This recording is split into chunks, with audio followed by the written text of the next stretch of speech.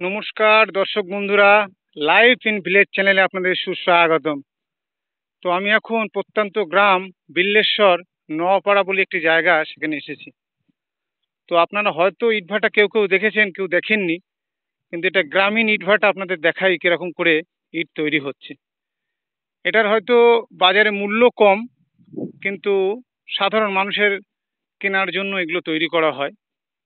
তাই এটা দেখুন ইটভাটা কিভাবে এই যে সেটিং করা রয়েছে নিচ থেকে, আর অল্প অল্প করে এখান থেকে কাটিং করে করে বের করা হয়েছে। আশা করি আপনারা দেখতে পাচ্ছেন।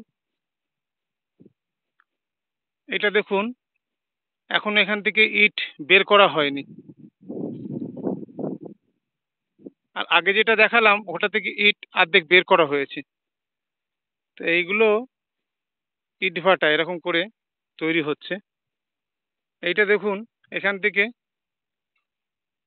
ইট কিছুটা বের করে নিয়ে যাওয়া হয়েছে। তো গ্রামে কিভাবে ইট ভাটা করা হয় সেটাই আজকে আপনাদের দেখালাম। আশা করি আপনাদের ভালো লেগেছে। সবাই ভালো থাকবেন।